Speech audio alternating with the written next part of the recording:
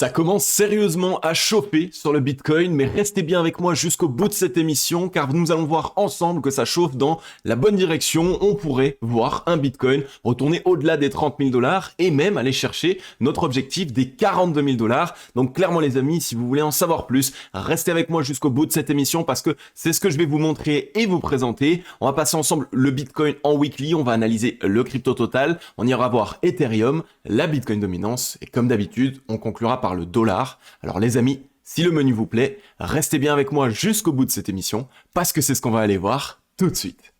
Even when you feel low, you can still go. Even when you feel slow, you can still go. Even when there's no hope, you can still go. I never answer to no, man, I still go.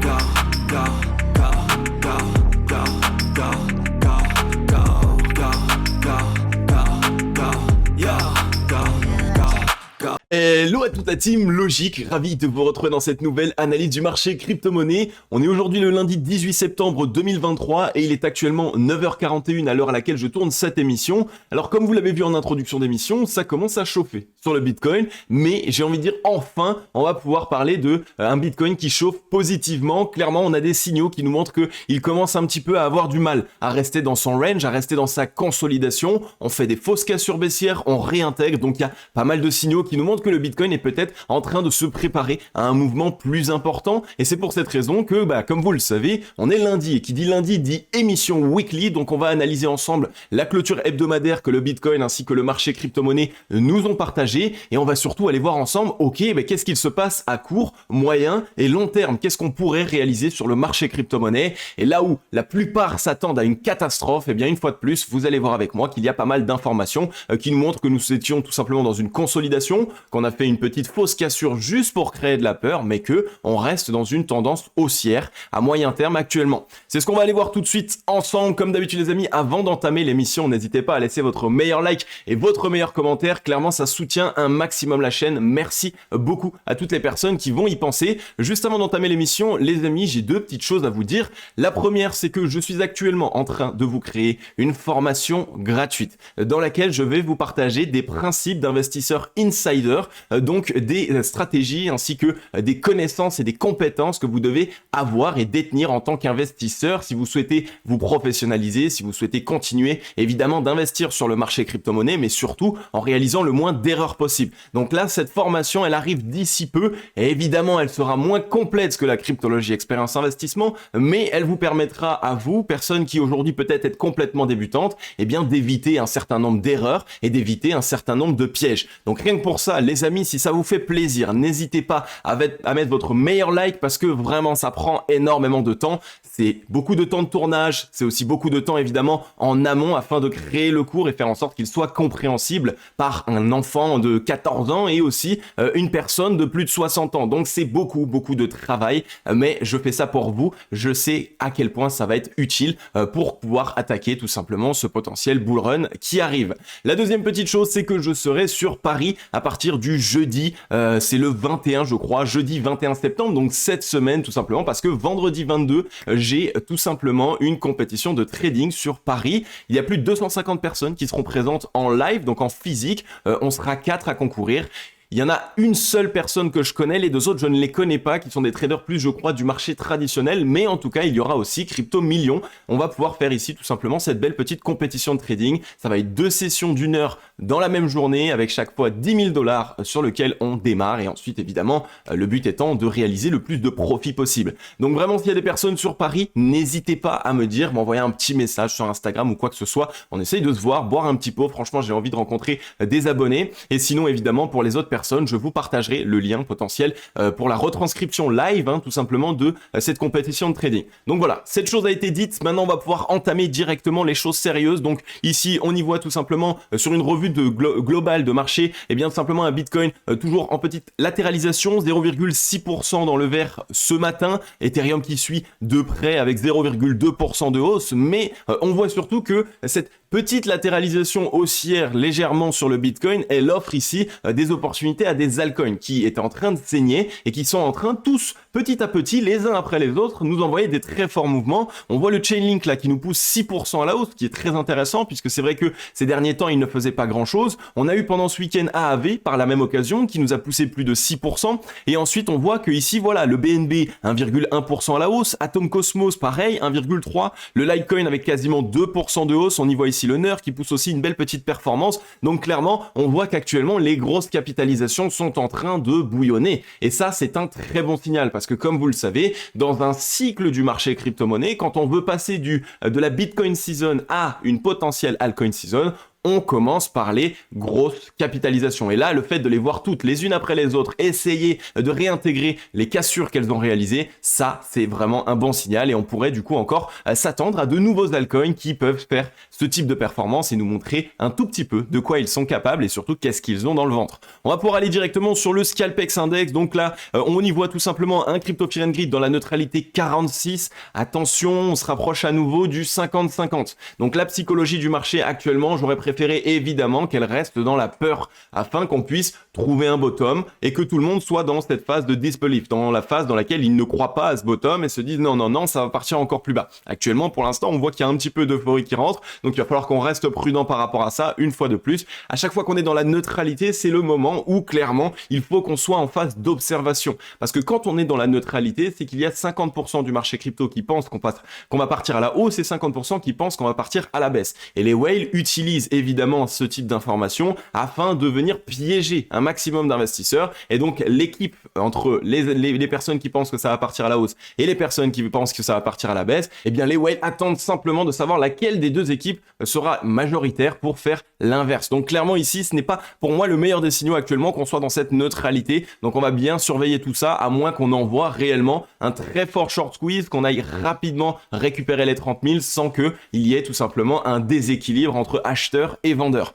Un social index sur Up, un market order flow en recherche d'achat ce matin. Alors regardez ici, clairement, on y voit de toute façon le Bitcoin en latéralisation. Donc la borne haute, donc cette zone de résistance des 26 673 $ et la borne basse qui était aux 25 529 $. Je vous rappelle que dans l'émission précédente, on avait positionné ici une position de trading en bas de range puisque on était tout simplement ici en train d'avoir des signaux qui étaient plutôt intéressants. Et qu'est-ce qu'il s'est passé? Eh bien, on a d'abord eu la chasse au stop, la chasse ici à tous les stops longs évidemment qui s'étaient positionnés sur tout ce bas de range, même si en soi on l'avait déjà fait précédemment, donc c'est que clairement il y avait un petit peu trop d'acheteurs qui se positionnaient, et finalement réintégration directe en V-bottom. Donc c'est un très bon signal le fait qu'on ait fait une réintégration immédiate. Donc pour les personnes qui étaient dans le trade, en fonction de là où vous avez posé votre stop loss, évidemment vous avez été soit tout simplement sorti, puisqu'on a fait ce petit mouvement baissier, soit à l'inverse, vous êtes toujours dans le train, puisque moi personnellement j'avais mis tout simplement mon stop loss sous la mèche précédente qui était le point bas, ici le dernier point bas qu'on était venu toucher. Donc actuellement, je suis toujours actuellement dans ce trade. On y voit qu'on a une petite consolidation sous cette zone de résistance. Donc là, tout ce qu'on attend, c'est tout simplement ici un cassure en V-bottom, donc réintégration en V-bottom. Eh bien, on peut s'attendre tout simplement à une petite reprise afin de mettre en place cette fois-ci, évidemment, le double bottom. Le double bottom ici, un bottom, deux bottom. On vient casser la ligne de coup et donc on arrive à aller cette fois-ci s'affranchir à nouveau des 26 000 $. Donc voilà, pour l'instant, il ne se passe pas grand-chose, les amis. On est toujours dans ce range. Donc quand on est dans un range, on attend une décision. Cassure haussière, cassure baissière. Pour l'instant, on travaille la zone de résistance. Donc surveillez bien ce qu'il se passe évidemment. Lorsqu'on aura une décision en fonction de la cassure, eh bien on aura enfin la possibilité de pouvoir se positionner intelligemment. Mais le fait qu'on soit venu faire une fausse cassure baissière et la réintégration directe, généralement c'est un très bon signe pour nous dire que même si on repart un petit peu à la baisse, on devrait avoir cette fois-ci la poursuite haussière. Puisque quand on vient réintégrer, c'est tout simplement un piège. Et quand on piège d'un côté les acheteurs, et bien évidemment de l'autre côté on souhaite aller défoncer les vendeurs. On va aller directement maintenant sur le Bitcoin en weekly. Donc ici on a eu la clôture hebdomadaire, on en a parlé la semaine précédente ici de ce M. Tout le monde s'attend à ce M-Top Weekly dans lequel ici il y aurait évidemment une probabilité de revenir chercher sous les 25 000 $ et même sous les 20 000 $. Mais clairement, je vous avais dit qu'on a de fortes probabilités qu'on vienne mettre en place ce faux M-top entre guillemets, juste pour créer de la peur, pour que tout le monde évidemment s'attende à un scénario baissier, mais qu'au final on viendrait tout simplement sauver la clôture. Et c'est ce qui a été fait, puisque on a trouvé une clôture ici au 26 538 $. Le bottom précédent en weekly est pour l'instant tenu, donc on est sur la même ligne. Donc actuellement le Bitcoin est tout simplement dans une consolidation. On a ici la zone de résistance au 30 700 et la zone de support ici au 25 379. Donc c'est évidemment une consolidation weekly, donc qui est plutôt long terme. Elle dure actuellement depuis mars 2023. Donc c'est vrai qu'on commence à avoir des signaux qu'il va y avoir une décision qui va être prise. C'est tout à fait normal. On est dans ce troisième trimestre 2023. Il commence de nouveau évidemment à y avoir des liquidités ainsi que les professionnels qui refont surface, les fonds de gestion, les banquiers, les investisseurs professionnels, les traders, les whales. Bref, il y a vraiment plus de liquidités qui rentrent à nouveau et donc on le voit dans le volume par exemple qu'on a pu avoir ici sur la semaine passée, ce qui est très intéressant. On voit une clôture qui est quand même plutôt rassurante. On y voit ici une mèche qui a été immédiatement rachetée. Donc après être allé chercher les 24 927, on a eu ici un très beau rachat. On a juste été rejeté de la zone des 27 200 $. Donc ici, on a trouvé clôture au 26 576. On est sous une résistance. Donc clairement, il faudrait essayer de repasser et trouver une clôture hebdomadaire la semaine prochaine au-delà des 27 000 $ si on veut clairement s'assurer d'une réintégration. Mais en tout cas, pour l'instant, eh bien, le weekly est toujours extrêmement propre. Je vois beaucoup de personnes être dans des scénarios catastrophes. Pour l'instant, dans les faits réels, on a toujours ici une dynamique qui est haussière. On fait des bottoms de plus en plus hauts et on fait tout simplement ici des tops de plus en plus hauts. Donc clairement, actuellement, nous sommes toujours dans une tendance haussière. La tendance de fond est haussière puisqu'on a eu ici ce beau mouvement et actuellement, on est tout simplement dans une consolidation. Mais je vous rappelle que qu'est-ce qu'il se passe sur un marché quand on a une tendance haussière qui est en place et qu'on consolide, eh bien, on a plus de 70% de chances de casser ce range à la hausse afin tout simplement d'avoir une poursuite de la dynamique. Donc ici, on est dans un mouvement haussier, on consolide et ensuite 70% de chances de venir s'affranchir de cette zone de range et d'aller tout simplement récupérer les 35 000, 40 000 $. Donc qu'est-ce qu'il pourrait se passer? Eh bien évidemment, si on vient casser enfin ce range à la hausse, pour ma part, je pense qu'on serait dans une AB égale CD, cette AB égale CD tout simplement du mouvement précédent. Donc on entame ici une dynamique haussière, on reprend le marché avec un bottom, puisqu'on a posé un bottom ici avec ce W, on met en place le mouvement haussier, consolidation, et dès que la consolidation est terminée, poursuite du mouvement initial. C'est ce qu'on appelle une AB égale CD. On vient poursuivre le mouvement haussier initialement mis en place. Et donc là, clairement, ça nous permet, en reportant ce mouvement, de voir qu'on pourrait avoir un Bitcoin qui irait chercher les 41 000 $ dans les semaines à venir. Évidemment, il y a le temps. Je vous rappelle qu'on est en weekly. Ce serait ici pour avril 2024 si on suit la temporalité du mouvement précédent. Mais en tout cas, on pourrait avoir cette fin d'année 2023 et ce début d'année 2024 sur une très belle reprise du Bitcoin et donc potentiellement évidemment du marché crypto-monnaie. Donc grosse consolidation, on a récupéré de la force. Je vous rappelle que cette consolidation,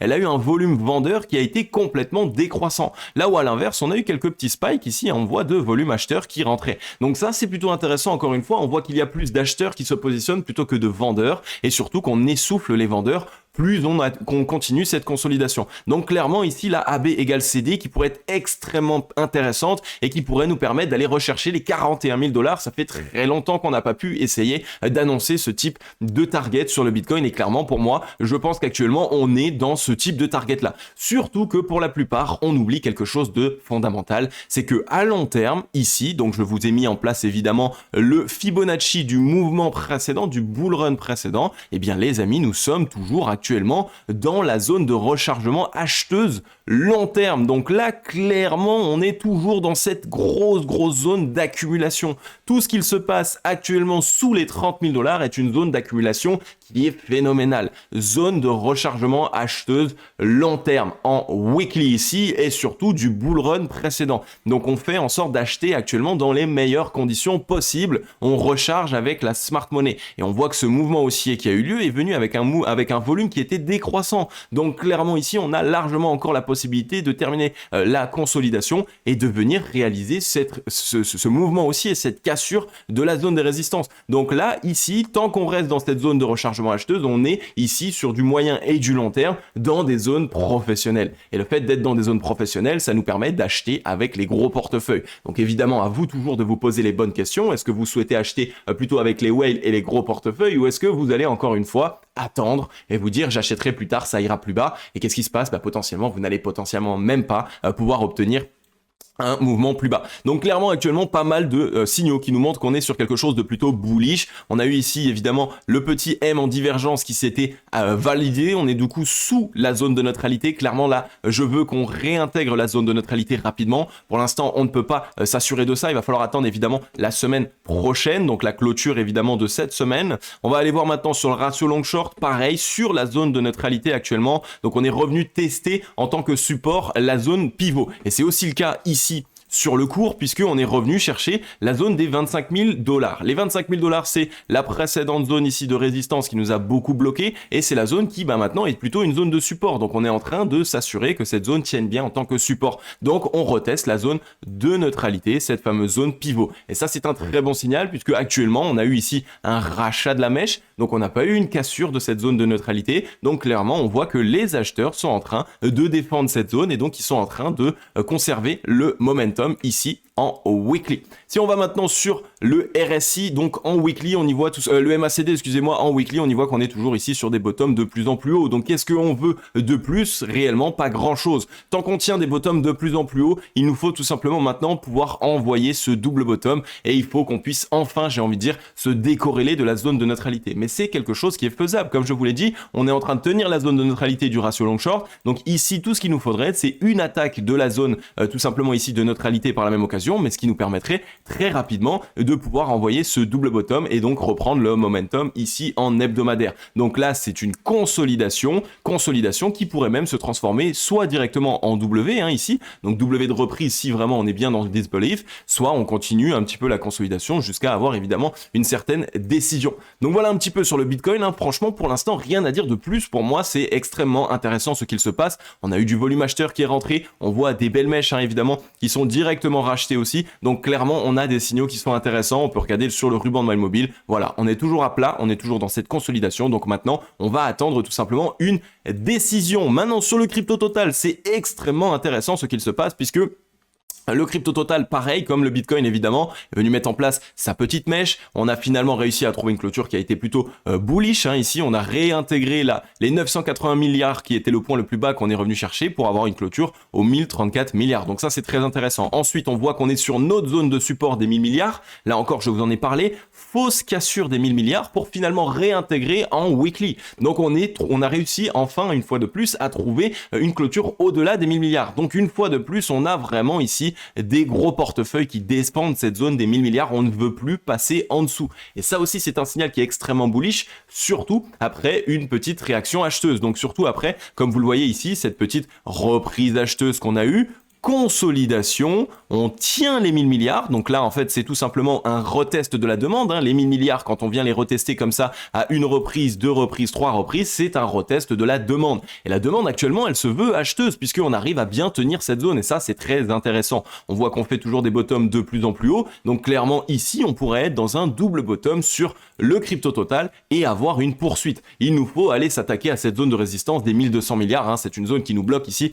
comme vous le voyez elle nous a bloqué une fois, deux fois, trois fois, donc clairement il va falloir pouvoir s'y attaquer. Maintenant comme vous le savez aussi, au plus on s'attaque à une zone de résistance, au plus cette zone de résistance devient faible, devient facile à franchir. Donc là encore, on est dans cette information qui nous montre tout simplement qu'on pourrait essayer d'envoyer avec du volume et enfin faire rentrer du volume cette zone de résistance. On pourrait essayer d'aller s'en affranchir.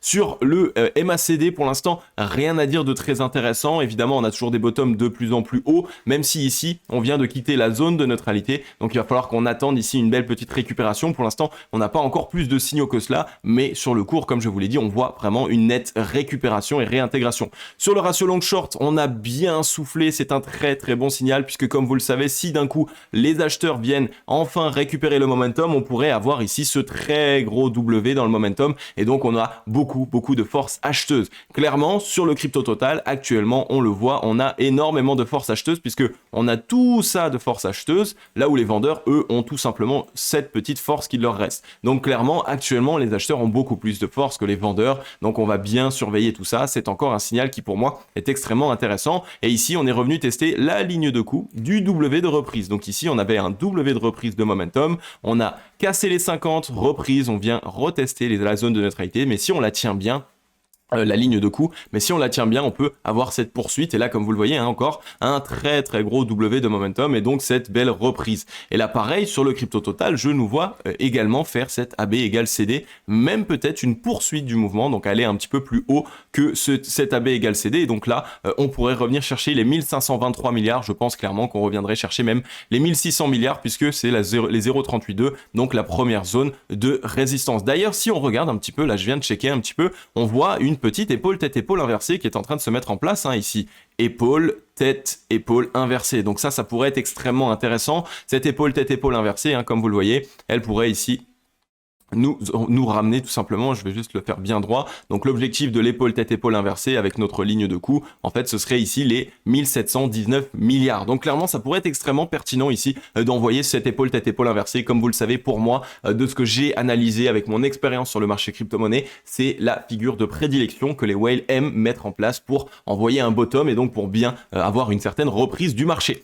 On va se dépêcher un petit peu car l'émission commence à traîner. On est ici sur Ether évidemment qui est venu mettre en place exactement ce qu'on avait vu ensemble, c'est-à-dire un retest de sa trend baissière, enfin sa trend qui le maintient à la hausse plutôt. Donc c'est une trend ici dans laquelle nous sommes grâce à ce triangle de compression. Donc vous voyez ici pour l'instant, à chaque fois qu'on vient sur cette trend, eh bien les whales rachètent tout simplement. Donc là c'est un très bon signal. Je vous avais dit que si on revenait dessus, clairement on avait des signaux d'achat ici. Donc pour les personnes qui ont réussi à tout simplement acquérir de l'Ether dans ces zones, félicitations. Pour les personnes qui ne l'ont pas fait, vous êtes encore dans quelque chose d'intéressant. Tout ce qui se passe pour moi sous les 1700 est intéressant sur Ethereum actuellement. Donc clairement ici, comme vous le voyez, c'est plutôt bullish ce qu'il se passe puisque on est revenu tester la trend, rebond, test de la résistance.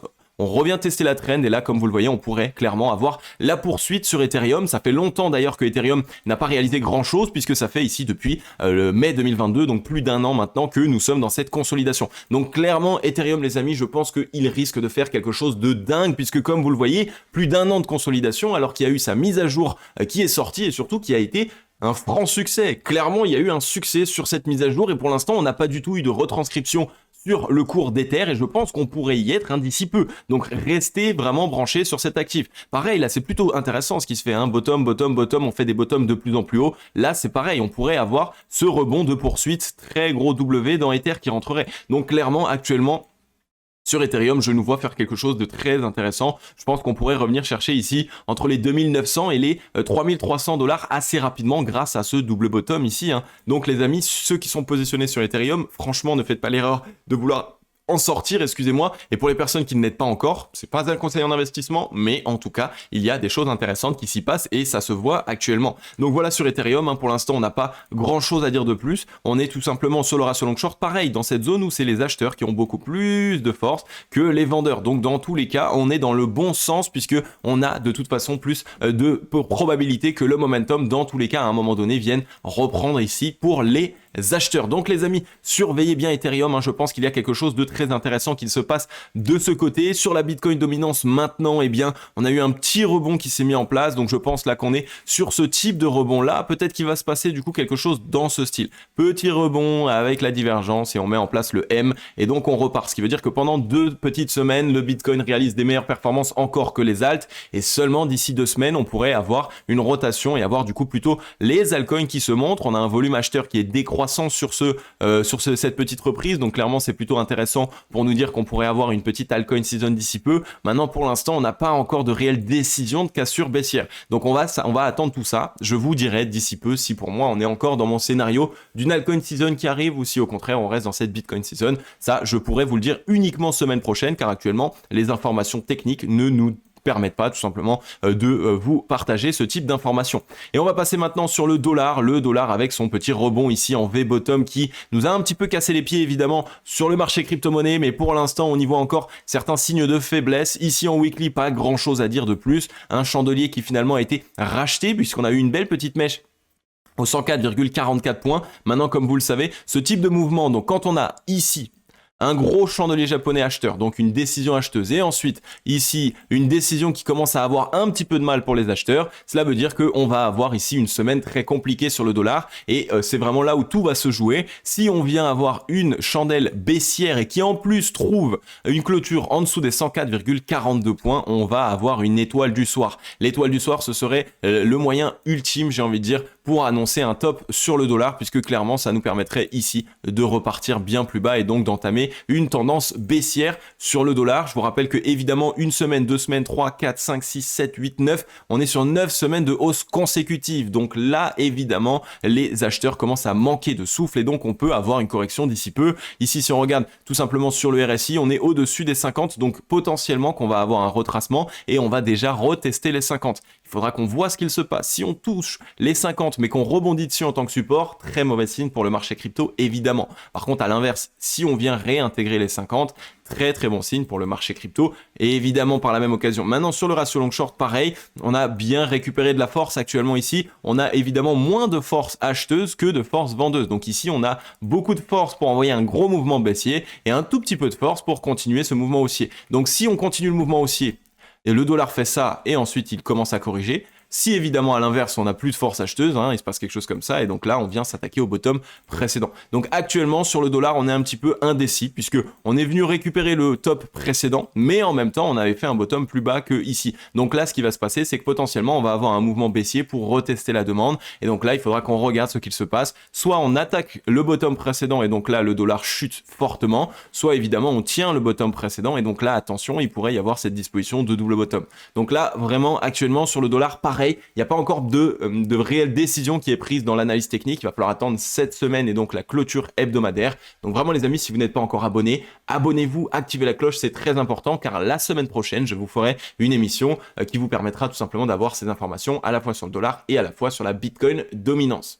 Ok les amis, j'en ai terminé avec cette émission. Comme d'habitude, j'espère qu'elle vous aura permis de mieux vous repérer sur le marché crypto-monnaie. Alors comme vous l'avez vu, le marché crypto, lui, nous partage beaucoup d'indications. Donc on a vraiment des informations actuellement qui sont bullish. On tient des bottoms de plus en plus haut, on fait des tops de plus en plus haut, on est dans une consolidation, on commence à avoir du volume qui rentre. Donc clairement sur le marché crypto, ça bouillonne. Par contre sur le dollar, on n'a pas encore de réelle prise de décision. Donc il va falloir attendre la semaine prochaine. Et donc évidemment les amis, si vous n'êtes pas encore abonné, abonnez-vous puisque je vais vous partager cette émission semaine prochaine et on verra ensemble qu'est-ce qu'il se passe. Vous le savez peut-être pas, mais le dollar est clairement l'un des indicateurs pour moi qui est le plus pertinent par rapport au marché crypto-monnaie puisque quand le dollar prend en force, le marché crypto-monnaie perd en force et quand le dollar perd en force, le marché crypto-monnaie prend en force. N'hésitez pas à faire la corrélation de votre côté sur vos graphiques et vous verrez à quel point c'est pertinent. Donc c'est pour cette raison qu'il va falloir rester un petit peu prudent par rapport au dollar, mais de l'autre côté, on a clairement des informations qui sont extrêmement intéressantes pour le marché crypto-monnaie. Comme vous le savez, j'ai renfloué 100% de mes positions. J'attends maintenant cette décision et je pense qu'on est à rien enfin d'avoir une réelle reprise. Et ça fait un petit peu de temps, ça fait peut-être un mois et demi depuis cette consolidation que je vous parle d'une reprise qui devrait arriver. Tout le monde panique, tout le monde croit que le scénario actuellement est annulé alors que pas du tout. On est dans une consolidation. Pour l'instant, on n'a aucune décision. Si on a une cassure de la borne haute, décision haussière. Si on a une cassure de la borne basse, décision baissière. Mais pour l'instant, aucune décision n'a été prise. Tout ce qu'on peut voir, c'est les signaux de momentum. Et dans cette consolidation, ce sont les vendeurs qui se sont essoufflés. Donc si les vendeurs se sont essoufflés, les acheteurs ont plus de force et donc ça va être plus facile pour eux de reprendre tout simplement le momentum. Ok ? Donc voilà les amis, en tout cas, j'ai encore une très grosse journée qui m'attend. N'oubliez pas, pour toutes les personnes qui sont sur Paris, eh bien si vous voulez tout simplement aller boire une petite bière et qu'on discute un petit peu crypto, n'hésitez pas, je serai présent de jeudi à samedi. Pas mal d'autres choses à faire aussi, puisque je viens aussi sur Paris pour La Main de l'Homme, ma marque de gants, mais en tout cas, clairement n'hésitez pas parce que j'ai envie de pouvoir discuter avec vous. Donc voilà les amis, en tout cas ça m'a fait super plaisir de pouvoir vous faire cette émission et on se dit à très vite dans la prochaine émission. Je vais vous souhaiter à tous et à toutes une agréable journée ou une agréable soirée. C'était Cryptologique. Ciao.